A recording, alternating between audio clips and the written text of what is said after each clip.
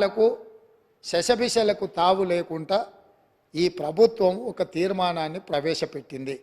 ఈ తీర్మానాన్ని మీరు అర్థం చేసుకొని మీకున్న అవగాహన మేరకు మీకున్న అనుభవం మేరకు మీరు ఇంకేమైనా ఇది అమలు చేసే క్రమంలో ఏదైనా న్యాయపరమైన చట్టపరమైన చిక్కులు వచ్చే అవకాశం ఉందని మీకు ఏదైనా అనుమానం ఉంటే మీ అనుమానాలతో పాటు దీన్ని అమలు చేయడానికి సూచనలు ఇవ్వండి. మీరు అన్ని అనుమానాలను లేవనెత్తి అసలు ఈ తీర్మానానికే ఒక చట్టబద్ధత లేదన్నట్టుగా చర్చ జరగడము ఇది మనందరికీ మంచిది కాదు. కాబట్టి సో మీ మనసుల్లో ఏదైనా అనుమానం ఉంటే అనుమానాన్ని చెప్పండి, దానికి మీ వైపు నుంచి ఇచ్చే సూచన కూడా చెప్పండి. మేము ఇక్కడ ఇది రహస్యంగా మేమేదో కూర్చొని మేమేదో పదురుకొని కూడుకొని ఏదో తీర్మానాన్ని పెట్టి చర్చ లేకుండా పాస్ అని ముందుకు వెళ్ళదలుచుకోలేదు అధ్యక్ష.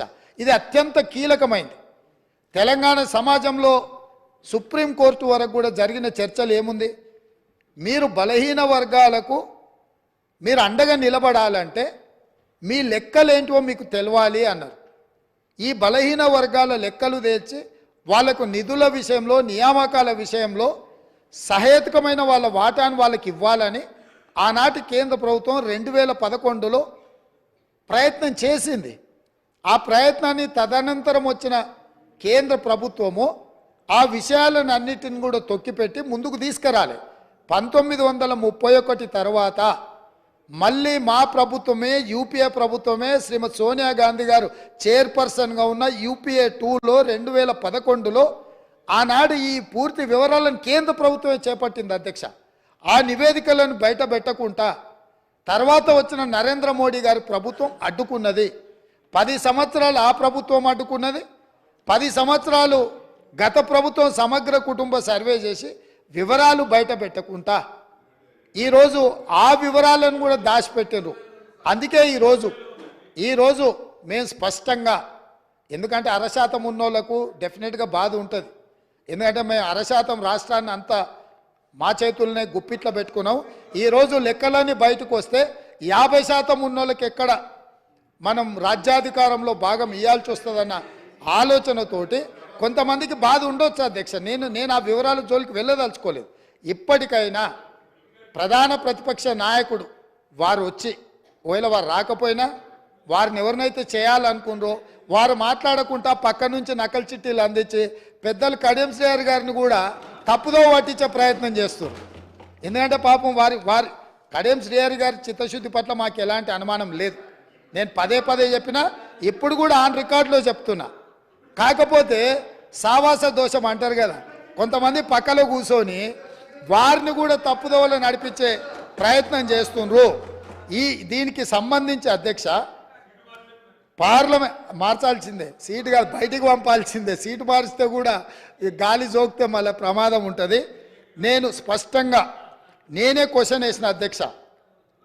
21/12/2021లోనే పార్లమెంట్లో నేను ప్రశ్న వేసిన, ఆ ప్రశ్నకు సంబంధించిన రిప్లై కూడా ఉంది. తారక రామారావు గారికి ఇది పంపుతా, ఎందుకంటే వారికి ఏమైనా అనుమానాలు ఏమైనా ఉన్నాయో నా ప్రశ్నకి ఇచ్చిన జవాబు డీటెయిల్గా ఇక్కడ ఉన్నది. వీటన్నిటిని పరిగణలోకి తీసుకొనే ఈరోజు మా ప్రభుత్వం ఒక మంచి ప్రయత్నం చేస్తుంది. ఎక్కడో ఒక దగ్గర దీనికి పునాది పడాలి. ఆనాడు రాజ్యాంగం రాసుకున్నప్పుడే కాంగ్రెస్ పార్టీ ఎస్సీ ఎస్టీలకు రాజ్యాంగపరమైన రక్షణ కల్పించి రిజర్వేషన్లు ఇచ్చిండ్రు. కాబట్టే ఈరోజు 19 మంది ఎస్సీలు 12 మంది ఎస్టీలు సభ్యులై చట్టసభలకు వచ్చారు. 5 మంది 3 ఎంపీలు 3 ఎస్సీలు 2 ఎస్టీలు ఎంపీలై ఈ రాష్ట్రం నుంచి పార్లమెంట్లోకి వెళ్తున్నారు. ఇవన్నీ కూడా కాంగ్రెస్ పార్టీ ప్రజల యొక్క అవసరాలను అన్నిటినీ దృష్టిలో పెట్టుకొని వాళ్ళు అడగకంటే ముందే వాళ్ళ అవసరాలు తీర్చాలన్న ఆలోచన మాకుంది.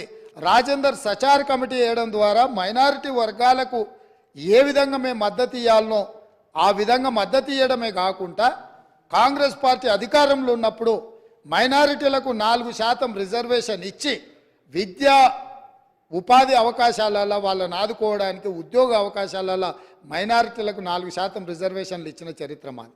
ఇక ఈరోజు మేనిఫెస్టో ఎన్నికలు హామీలు ఉన్న ఒకవేళ చర్చ చేయాలనుకుంటే తమరి అనుమతితోటి మళ్ళొకసారి ప్రత్యేకంగా చర్చ పెడదాం. మళ్ళీ వచ్చే సమావేశాలలో కానీ మీరు ఏదైనా ప్రత్యేకంగా సమావేశాలు ఇచ్చిన 2014 2018 ఎన్నికలలో మీ ఎన్నికల మేనిఫెస్టోలో ఏమేం పెట్టిండ్రు, ఏమేమి అమలు చేసిరు, 2023 ఎన్నికలలో మా మేనిఫెస్టో